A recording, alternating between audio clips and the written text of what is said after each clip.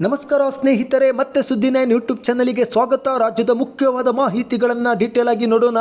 ಲೋಕಸಭೆ ಚುನಾವಣೆ ಮುಗಿಯುತ್ತಿದ್ದಂತೆ ಮತ್ತೊಂದು ಯಾತ್ರೆ ಘೋಷಣೆ ಮಾಡಿದ ರಾಹುಲ್ ಗಾಂಧಿಯವರು ಇನ್ನು ಜಾರಕಿಹೊಳಿ ಅವರನ್ನ ಮೆಂಟಲ್ ಆಸ್ಪತ್ರೆಗೆ ಕಳಿಸಿಕೊಡೋಣ ಎಂಬ ಡಿ.ಕೆ. ಶಿವಕುಮಾರ್ ಅವರ ಹೇಳಿಕೆ ಕುರಿತಂತೆ ಬಿಜೆಪಿಯವರು ಟೀಕೆ ಮಾಡಿದ್ದಾರೆ. ಏನು ಎಂಬುದನ್ನು ನೋಡೋಣ. ರಾಜ್ಯದ ಪರ ಧ್ವನಿ ಎತ್ತಿ ಎಂದು ಸಂಸದರಿಗೆ ರಾಹುಲ್ ಗಾಂಧಿಯವರು ಸಲಹೆ ಕೊಟ್ಟಿದ್ದು, ಮತ್ತೊಂದೆಡೆಯಲ್ಲಿ ರಾಹುಲ್ ಗಾಂಧಿಯವರು ರಾಜ್ಯಕ್ಕೆ ಬಂದಿರುವುದು ಹಗರಣ ಮುಚ್ಚಿ ಹಾಕಲು ಅಥವಾ ಸಿಎಂ ಅವರ ರಾಜೀನಾಮೆ ಪಡೆಯಲು ಎಂದು ಸಿಎನ್ ಅಶ್ವಥ್ ನಾರಾಯಣ್ ಅವರು ಪ್ರಶ್ನೆ ಮಾಡಿದ್ದಾರೆ. ಇನ್ನು ಮತ್ತೊಂದೆಡೆಯಲ್ಲಿ ಪ್ರಧಾನಿ ಮೋದಿ ಅವರು ಗೆದ್ದಿದ್ದು 3 ತಿಂಗಳ ಫ್ರೀ ರೀಚಾರ್ಜ್ ಕುರಿತಂತೆ ಮಾಹಿತಿ. ಏನಿದು ಮಾಹಿತಿ ನೋಡೋಣ. ಇನ್ನು ರಾಹುಲ್ ಗಾಂಧಿ ಅವರು ಲೋಕಸಭೆ ಚುನಾವಣೆ ವಿಪಕ್ಷ ನಾಯಕನಾಗಿ ಬಹುತೇಕ ಆಯ್ಕೆ. ಎಲ್ಲ ಮಾಹಿತಿಗಳನ್ನು ನೋಡೋಣ ಸ್ನೇಹಿತರೆ. ಸಾಮೂಹಿಕವಾಗಿ ಗ್ಯಾರಂಟಿ ಯೋಜನೆ ಬಂದ್ ಮಾಡುವುದೇ ಒಳ್ಳೆಯದು ಎಂದು ಎಂ ಲಕ್ಷ್ಮಣ್ ಅವರ ಶಾಕಿಂಗ್ ಹೇಳಿಕೆ. ಎಲ್ಲ ಮಾಹಿತಿ ಡೀಟೇಲ್ ಆಗಿ ನೋಡೋಕ್ಕಿಂತ ಮೊದಲು ಸುದ್ದಿ 9 ಯೂಟ್ಯೂಬ್ ಚಾನಲ್ಗೆ ಮೊದಲು ಬಾರಿ ಭೇಟಿ ಕೊಡ್ತಾ ಇದ್ರೆ ದಯವಿಟ್ಟು ಸಬ್ಸ್ಕ್ರೈಬ್ ಆಗಿ ಪಕ್ಕದಲ್ಲಿ ಕಾಣಿಸುವ ಗಂಟೆ ಕೂಡ ಒತ್ತಿದರೆ ರಾಜ್ಯದ ಮಾಹಿತಿಗಳು ನಿಮಗೆ ಸಿಗುತ್ತಿರುತ್ತವೆ. ವಿಡಿಯೋಗೆ ಲೈಕ್ ಮಾಡ್ತಾ ವಿಡಿಯೋನ ಪೂರ್ತಿ ನೋಡಿ. ಮೊದಲನೇ ಮುಖ್ಯವಾದ ಮಾಹಿತಿ.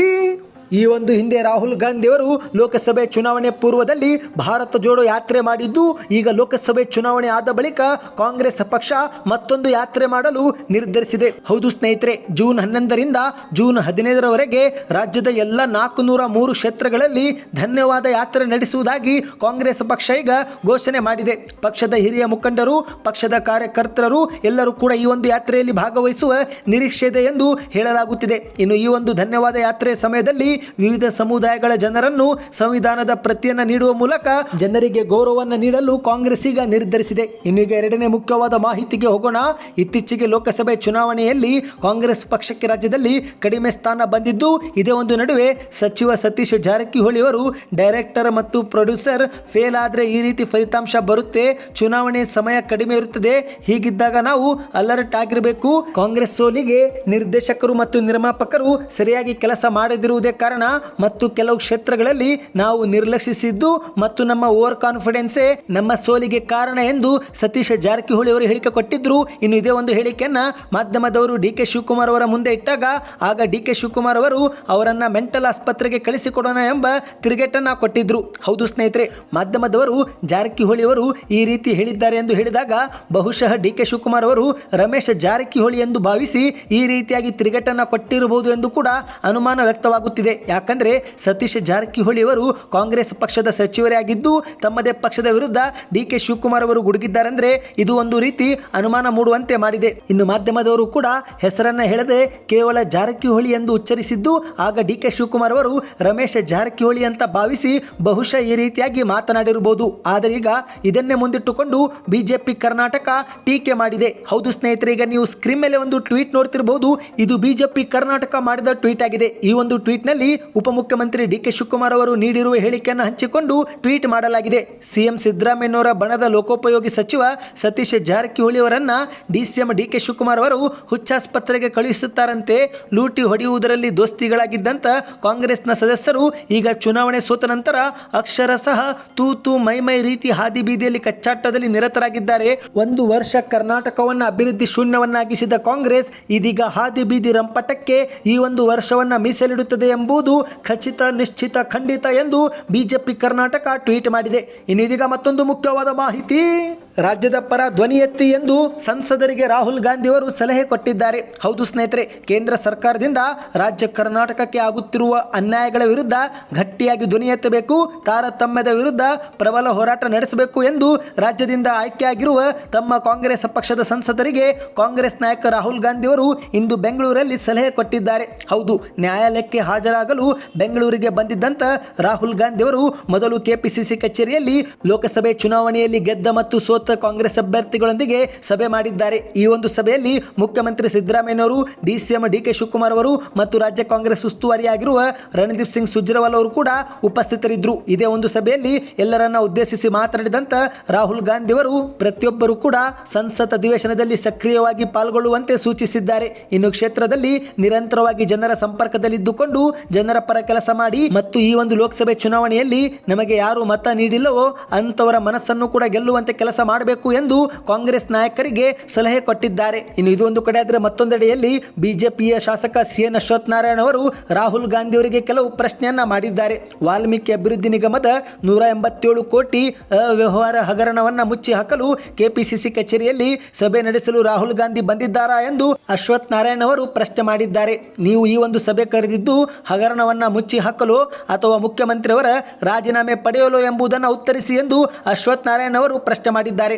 ಇಂದು ಬಿಜೆಪಿ ಕಚೇರಿಯ ಮುಂದೆ ಮಾಧ್ಯಮಗಳ ಜೊತೆಗೆ ಮಾತನಾಡಿದಂತ ಅಶ್ವಥ್ ನಾರಾಯಣ ಅವರು ರಾಜ್ಯದ ದಲಿತರ ಹಣವನ್ನು ಲೂಟಿ ಹೊಡೆದ ಸರ್ಕಾರವಿದು. ಈಗ ನೀವು ಈ ಸರ್ಕಾರದ ರಾಜೀನಾಮೆ ಪಡೆಯಲು ಇಲ್ಲಿಗೆ ಬಂದಿದ್ದೀರಾ ಅಥವಾ ನಿಮ್ಮದೇ ನಿಗಮದ ಅಧ್ಯಕ್ಷರಾಗಿರುವ ಬಸನಗೌಡ ದದ್ದಲ್ ಅವರ ರಾಜೀನಾಮೆಗ ಅಥವಾ ಅವರನ್ನ ಪಕ್ಷದಿಂದ ಉಚ್ಚಾಟಿಸುವಿರಾ ಅಥವಾ ಅವರನ್ನ ಬಂಧಿಸುವಿರಾ? ಇನ್ನು ಸಾಕ್ಷಿ ನಾಶ ಮಾಡುವ ಬಗ್ಗೆ ಮಹತ್ವದ ಸಭೆ ನಡೆಸಿದ್ದಂತ ಸಚಿವ ಶರಣ್ ಪ್ರಕಾಶ್ ಪಾಟೀಲರನ್ನ ಬಂಧಿಸುವಿರಾ ಎಂದು ಹಲವು ಪ್ರಶ್ನೆಗಳನ್ನ ಮಾಡಿದ್ದಾರೆ. ಮತ್ತೆ ಮುಂದುವರೆದು ಮಾತನಾಡಿ, ಈ ಒಂದು ಹಗರಣದಲ್ಲಿ ದೊಡ್ಡ ಜಾಲ ಇದ್ದಂತಿದೆ, ಎಲ್ಲರೂ ಅನುಕೂಲ ಪಡೆದುಕೊಂಡಂತೆ ಕಾಣುತ್ತಿದೆ. ಹಾಗಾಗಿ ಎಲ್ಲ ಸಂದೇಹಗಳಿಗೆ ಉತ್ತರ ಕೊಟ್ಟು ಕ್ರಮ ವಹಿಸಬೇಕಾಗಿದೆ. ಕರ್ಮಕಾಂಡ ಮಾಡಿ ಬಂಡತನದಲ್ಲಿ ಏನು ಉತ್ತರ ಕೊಡದೆ ನಾಗೇಂದ್ರ ಅವರು ಈಗ ರಾಜೀನಾಮೆಯನ್ನ ಅತ್ಯಂತ ಕಷ್ಟಪಟ್ಟು ಪಡೆದಿದ್ದಾರೆ ಎಂದು ಟೀಕೆ ಮಾಡಿದ್ದಾರೆ. ಇನ್ನು ಇದೀಗ ಮತ್ತೊಂದು ಮುಖ್ಯವಾದ ಮಾಹಿತಿಗೆ ಹೋಗೋಣ. ಅದಕ್ಕಿಂತ ಮೊದಲು ವಿಡಿಯೋಗೆ ನೀವು ಇದುವರೆಗೆ ಲೈಕ್ ಮಾಡಿಲ್ಲವೆಂದರೆ ದಯವಿಟ್ಟು ಲೈಕ್ ಮಾಡಿ ಸ್ನೇಹಿತರೆ, ಮತ್ತು ಚಾನಲ್ಗೂ ಕೂಡ ಸಬ್ಸ್ಕ್ರೈಬ್ ಮಾಡಿ. ಈ ಬಾರಿಯ ಲೋಕಸಭೆ ಚುನಾವಣೆಯಲ್ಲಿ ಎನ್ಡಿಎಗೆ ಬಹುಮತ ಸಿಕ್ಕಿದ್ದು, ಈ ಮೂಲಕ ಪ್ರಧಾನಿ ಮೋದಿ ಅವರು 3ನೇ ಬಾರಿಗೆ ಪ್ರಧಾನಿ ಸ್ಥಾನವನ್ನ ಸ್ವೀಕರಿಸಲಿದ್ದಾರೆ.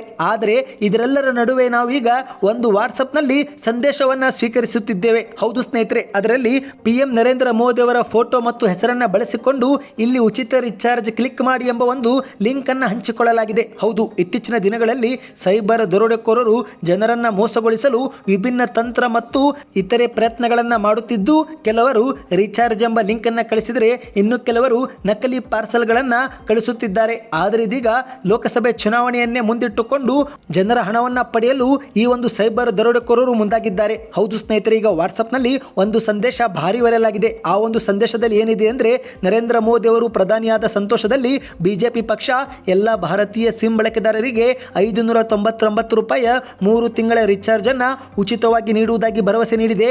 ಆದ್ದರಿಂದ ಕೆಳಗಿನ ಲಿಂಕ್ ಅನ್ನ ಕ್ಲಿಕ್ ಮಾಡಿ ನಿಮ್ಮ ಮೊಬೈಲ್ ಸಂಖ್ಯೆ ನಮೂದಿಸಿ ರೀಚಾರ್ಜ್ ಮಾಡಿಕೊಳ್ಳಿ ಎಂಬ ಒಂದು ಸಂದೇಶ ವೈರಲ್ ಆಗಿದೆ. ಹಾಗಾಗಿ ಸ್ನೇಹಿತರೆ, ಯಾರು ಕೂಡ ಇಂತಹ ಲಿಂಕ್ ಅನ್ನ ಕ್ಲಿಕ್ ಮಾಡಬೇಡಿ. ಯಾಕಂದ್ರೆ ಇದು ಕೇವಲ ಒಂದು ಸೈಬರ್ ದರೋಡೆಕೋರರ ಜಾಲವಾಗಿದೆ. ಈ ರೀತಿಯಾದ ಯಾವುದೇ ಒಂದು ಗ್ಯಾರಂಟಿ ಆಗಲಿ ಭರವಸೆ ಆಗಲಿ ಬಿಜೆಪಿ ಅಥವಾ NDA ಒಕ್ಕೂಟ ಇದುವರೆಗೆ ಘೋಷಣೆ ಮಾಡಿಲ್ಲ. ಹಾಗಾಗಿ ಈ ಒಂದು ಮಾಹಿತಿಯನ್ನ ನಿಮ್ಮ ಇತರೆ ಗೆಳೆಯರಿಗೂ ಕೂಡ ನೀವು ಶೇರ್ ಕೂಡ ಮಾಡಿ. ಇನ್ನು ಇದೀಗ ಮತ್ತೊಂದು ಮುಖ್ಯವಾದ ಮಾಹಿತಿ.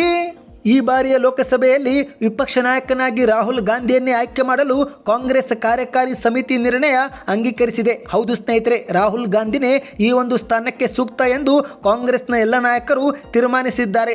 ಪ್ರಧಾನಿ ಮೋದಿ ಅವರನ್ನು ಎದುರಿಸಲು ರಾಹುಲ್ ಗಾಂಧಿನೇ ಸರಿ ಎಂದು ಇಂದು ನಡೆದಂತ ಕಾಂಗ್ರೆಸ್ ಸಮಿತಿ ನಿರ್ಧಾರ ತೆಗೆದುಕೊಂಡಿದೆ. ಹೌದು ಸ್ನೇಹಿತರೆ, ಈ ಬಾರಿ ಲೋಕಸಭೆ ಚುನಾವಣೆಯಲ್ಲಿ NDA ಒಕ್ಕೂಟವು ಬಹುಮತದಿಂದ ಅಧಿಕಾರಕ್ಕೆ ಬಂದಿದ್ದು, ಈ ಮೂಲಕ ಇಂಡಿಯಾ ಒಕ್ಕೂಟ ವಿಪಕ್ಷ ಸ್ಥಾನದಲ್ಲಿ ಕುಳಿತಿದೆ. ಇದೇ ನಡುವೆ ಲೋಕಸಭೆ ಚುನಾವಣೆಯಲ್ಲಿ ವಿಪಕ್ಷ ನಾಯಕನಾಗಿ ರಾಹುಲ್ ಗಾಂಧಿ ಅವರನ್ನ ಆಯ್ಕೆ ಮಾಡಲು ಕಾಂಗ್ರೆಸ್ ಸಮಿತಿ ನಿರ್ಧರಿಸಿದೆ. ಹೌದು, ಈ ಒಂದು ಹಿಂದೆ ಲೋಕಸಭೆ ಚುನಾವಣೆ ಮತ್ತು ವಿಧಾನಸಭಾ ಚುನಾವಣೆ ಮುನ್ನವೇ ಭಾರತ ಜೋಡೋ ಯಾತ್ರೆ ಸೇರಿದಂತೆ ಹಲವು ಯಶಸ್ಸಿನ ಫಲದಿಂದ ಕಾಂಗ್ರೆಸ್ ಅನ್ನ ಹೆಚ್ಚು ಸ್ಥಾನಕ್ಕೆ ಗೆಲ್ಲಿಸಲು ರಾಹುಲ್ ಗಾಂಧಿ ಅವರು ಬಹಳ ಒಂದು ಕೆಲಸವನ್ನ ಮಾಡಿದ್ದಾರೆ. ಹೀಗಾಗಿ ವಿಪಕ್ಷ ನಾಯಕನ ಸ್ಥಾನಕ್ಕೆ ಅವರೇ ಸೂಕ್ತ ಎಂದು ಕಾಂಗ್ರೆಸ್ನ ಹೈಕಮಾಂಡ್ ನಾಯಕರು ನಿರ್ಧರಿಸಿದ್ದಾರೆ. ಇನ್ನು ಇದಕ್ಕೆ ನಿಮ್ಮ ಅನಿಸಿಕೆಯನ್ನು ನೀವು ಕಮೆಂಟ್ ಮಾಡಿ. ಇನ್ನು ಇದೀಗ ಕೊನೆಯ ಮುಖ್ಯವಾದ ಮಾಹಿತಿ, ಶಾಕಿಂಗ್ ಸುದ್ದಿ ಅಂತಾನೆ ಹೇಳಬಹುದು.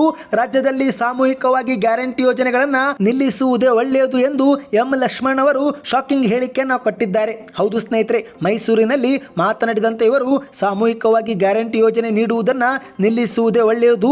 ಜನರು ಕಾಂಗ್ರೆಸ್ ಗ್ಯಾರಂಟಿ ಇಷ್ಟವಾಗಿಲ್ಲ ಎನ್ನುವುದು ಫಲಿತಾಂಶದ ಮೂಲಕ ನಮಗೆ ತೋರಿಸಿದ್ದಾರೆ ಎಂದು ಮೈಸೂರು ಕೊಡಗು ಲೋಕಸಭಾ ಕ್ಷೇತ್ರದಿಂದ ಚುನಾವಣೆಯಲ್ಲಿ ನಿಂತು ಸೋತಂತ ಎಂ ಲಕ್ಷ್ಮಣ್ ಅವರು ಹೇಳಿಕೆಯನ್ನು ಕೊಟ್ಟಿದ್ದಾರೆ. ಹೌದು ಸ್ನೇಹಿತರೆ, ಮೈಸೂರಿನಲ್ಲಿ ಮಾಧ್ಯಮ ಪ್ರತಿನಿಧಿಗಳೊಂದಿಗೆ ಮಾತನಾಡಿದಂತ ಎಂ ಲಕ್ಷ್ಮಣ್ ಅವರು ಬಿಟ್ಟಿ ಭಾಗ್ಯಗಳನ್ನು ಕೊಟ್ಟು ರಾಜ್ಯದ ಜನರಿಗೆ ಸೊಂಬೇರಿ ಮಾಡ್ತಿದ್ದೀರಿ ಎಂದು ಬಿಜೆಪಿ ನಾಯಕರು ಹೇಳುತ್ತಿದ್ರು.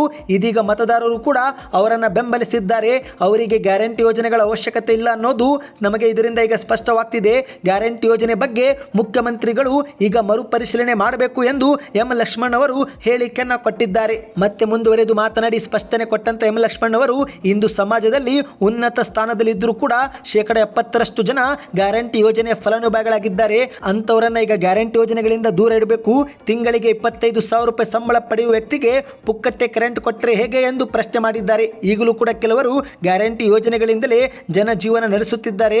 ಅಂಥವರನ್ನು ನೋಡಿ ಗ್ಯಾರಂಟಿ ರೀಲುಕ್ ಮಾಡುವ ಅಗತ್ಯವಿದೆ. ಇನ್ನು ಕಾರುಗಳಲ್ಲಿ ಓಡಾಡುವವರಿಗೆ ಗೃಹಲಕ್ಷ್ಮಿ ಯೋಜನೆ ಪ್ರಯೋಜನ ಯಾಕೆ ಕೊಡಬೇಕು, ಇದನ್ನೆಲ್ಲವನ್ನು ಕೂಡ ನಾವು ಸರಿ ಮಾಡಬೇಕು ಎಂದು ಹೇಳಿಕೆಯನ್ನು ಕೊಟ್ಟಿದ್ದಾರೆ. ಸಾಮೂಹಿಕವಾಗಿ ಗ್ಯಾರಂಟಿ ಯೋಜನೆಯನ್ನ ನಿಲ್ಲಿಸೋದೇ ಒಳ್ಳೆಯದು ಎಂದು ಎಂ ಲಕ್ಷ್ಮಣ್ ಅವರು ಅಭಿಪ್ರಾಯವನ್ನ ಪಟ್ಟಿದ್ದಾರೆ. ಇನ್ನು ಇದಕ್ಕೆ ನಿಮ್ಮ ಅನಿಸಿಕೆಯನ್ನು ನೀವು ಕಮೆಂಟ್ ಮಾಡಿ. ವಿಡಿಯೋ ಇಷ್ಟವಾದರೆ ಲೈಕ್ ಮಾಡಿ, ಚಾನಲ್ಗೆ ಸಬ್ಸ್ಕ್ರೈಬ್ ಮಾಡಿ ಮತ್ತು ನಿಮ್ಮ ಗೆಳೆಯರಿಗೂ ಕೂಡ ದಯವಿಟ್ಟು ವಿಡಿಯೋನ ಶೇರ್ ಮಾಡಿ.